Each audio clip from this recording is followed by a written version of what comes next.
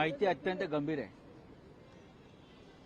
हे महायुतीवाले ज्यांना आम्ही लफंगे म्हणतो आणि या लफंग्यांच्या साथीला हे संविधानाने ज्याला काही विशेष अधिकार दिलेले आहेत, या देशाच्या नागरी स्वातंत्र्याचं किंवा या निवडणुका देशातल्या निष्पक्षपणे घेण्यासाठी जे अधिकार दिले आहेत, त्या अधिकाराचं महाराष्ट्रामध्ये कसं उल्लंघन सुरू आहे आणि पराभवाला घाबरल्यामुळे निवडणुकीमध्ये आपण विजयी होऊ शकत नाही, आपण सत्ता गमावतोय या भीतीनं या देशाचे गृहमंत्री अमित शहा, त्या गृह खात्याच्या अखत्यारीमध्ये निवडणूक आयोग आहे, त्याने एक फार मोठं कारस्थान लोकशाही विरोधी केलेलं आहे, या राज्याच्या जनतेच्या विरुद्ध केलेलं आहे आणि त्याची तक्रार घेऊन कालच महाविकास आघाडीचे नेते हे निवडणूक आयोगांना भेटले।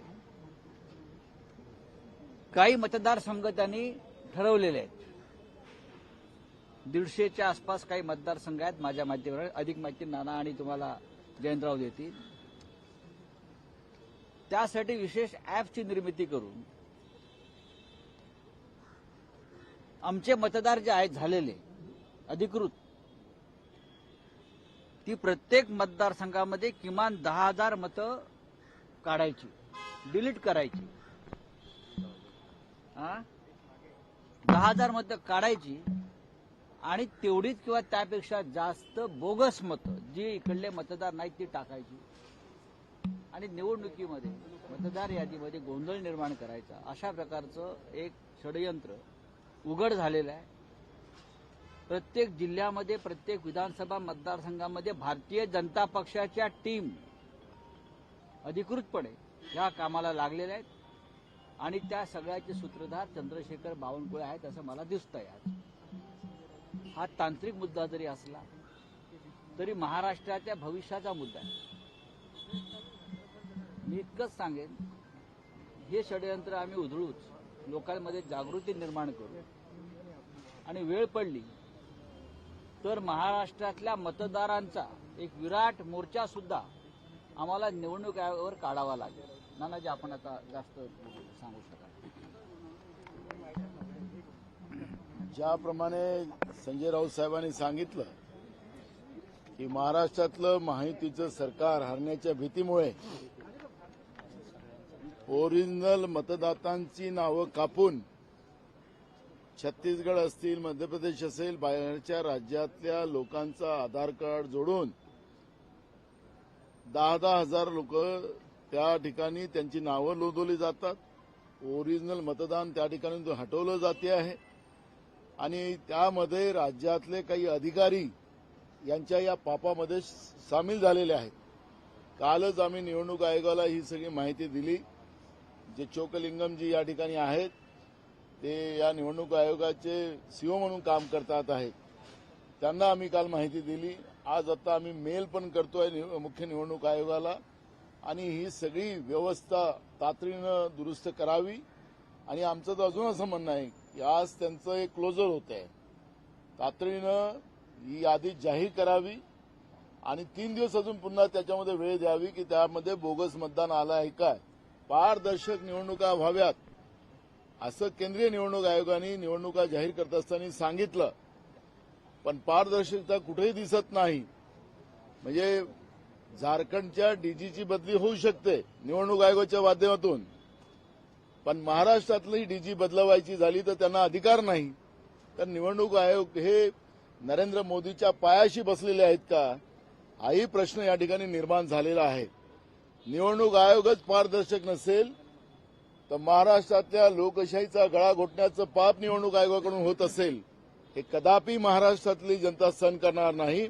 महाराष्ट्र हा शाहू फुले आंबेडकरांचा महाराष्ट्र आहे आणि याच राज्यामध्ये, याच मातीमध्ये लोकशाहीचा गळा घोटण्याचं पाप अगर बीजेपी सत्तेच्या आधारात करत असेल, हे कदापि आम्ही खपवून घेणार नाही।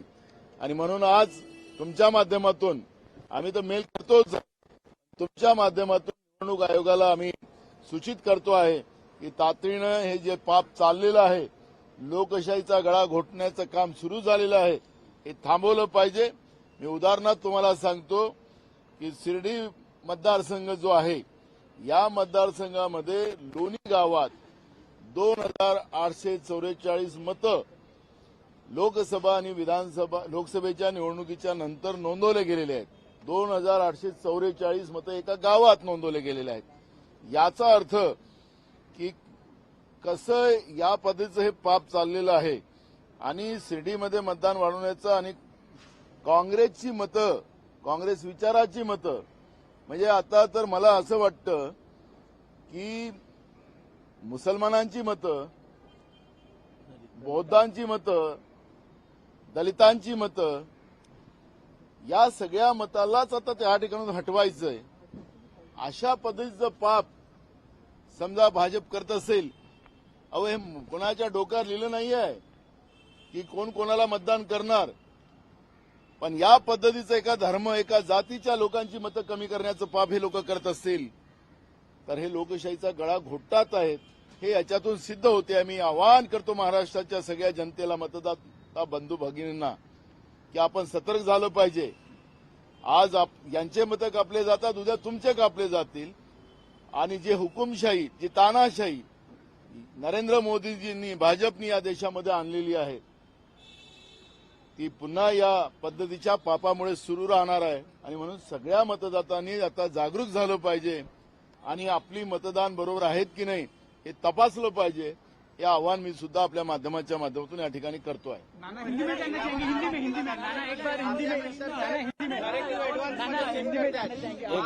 हिंदी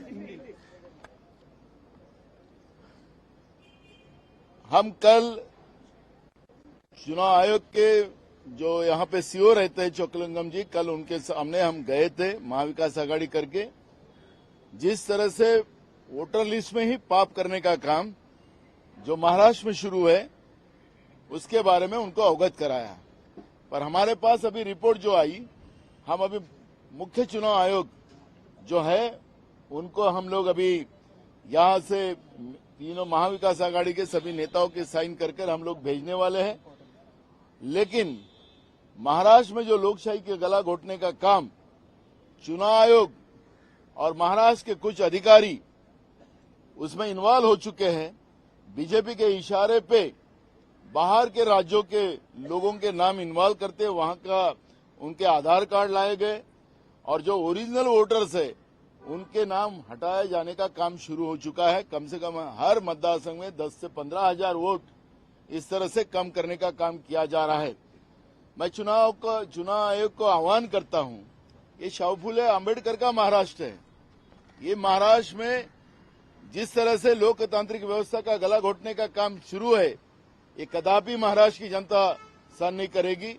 आप झारखंड के डीजी को बदल सकते, वो आपका अधिकार है, लेकिन महाराष्ट्र की असंवैधानिक जो डीजी बैठी है वो डीजी को हटाने का आपको अधिकार नहीं है. वो आपने प्रेस में कहा है. ये जो दो मुही बात आप लोग कर रहे हो, तो आप जिस तरह से पारदर्शिता की बात कर रहे थे, क्या तुम्हारे में पारदर्शिता है? क्या मोदी जी के कदमों में आप लोग बैठे हो? हमने भी टीएन शेषन को देखा था, उन्हें जिस तरह से लोकतांत्रिक व्यवस्था को मजबूत करने के लिए जिस तरह से काम किया था, वो आज भी यहाँ छोटा बच्चा भी टीएन शेषन का नाम जानता है. क्या आप टीएन शेषन जैसे आप भूमिका नहीं ले सकते हो? तो इसलिए चुनाव आयोग ने तुरंत महाराष्ट्र के ये जो लोकतांत्रिक व्यवस्था का जो गला घोटने का काम जो बीजेपी कर रही है वो तुरंत रोकना चाहिए. मैं उदाहरण के लिए शिरडी विधानसभा की बात करता हूं.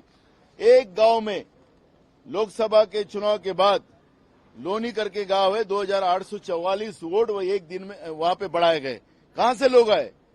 वहां के ओरिजिनल वोट वहां से गायब करना और बाहर के लोगों के वोटिंग वहां पे जमा करना, इस तरह के पाप हर जगह चल रहे हैं. और इसलिए तुरंत महाराष्ट्र की सरकार तो अपने पापों से मरने वाली है, लेकिन ये महायुति की सरकार को बचाने के लिए अगर चुनाव आयोग उनको मदद करते हैं तो कदापि महाराष्ट्र की जनता ये सहन नहीं करेंगे. हम पूरी ताकत के साथ महाराष्ट्र की जनता के साथ ये लड़ाई लड़ेंगे. समय है तो चुनाव आयोग के ऊपर पूरा मोर्चा लेके जाने की भूमिका भी हमारी रहेंगी। नाही नानाजी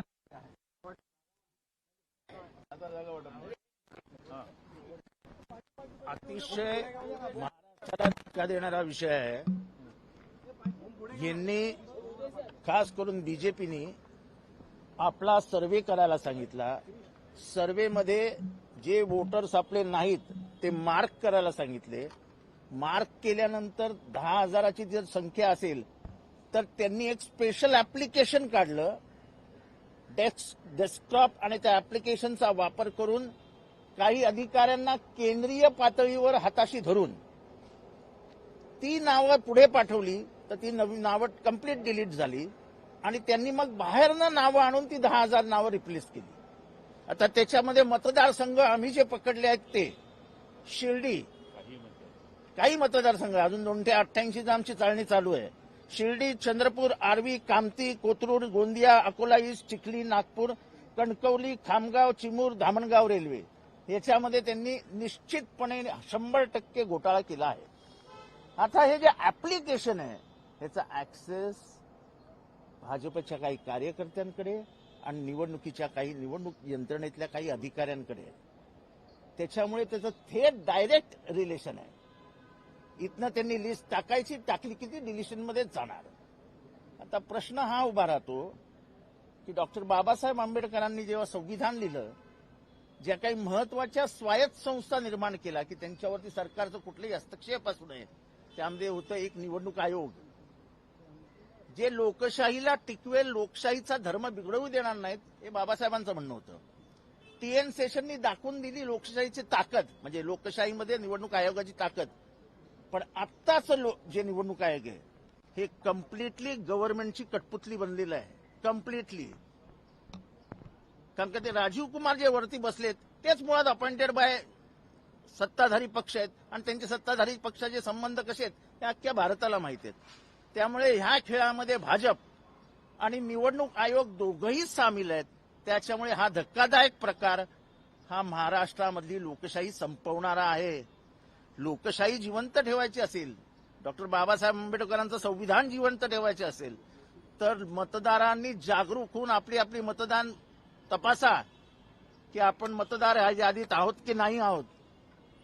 नाहीतर ज्या बीजेपीला महाराष्ट्रातनं हद्दपार करण्याचा निर्णय झाला होता ती बीजेपी कट कारस्थान रचून परत येण्याचा प्रयत्न करते आणि त्यांच्यातल्या मित्रपक्षांनाही ह्याची माहिती नाही। थँक्यू। यांनी सांगितलं बॅलेट पेपरवरती निवडणुका घ्या।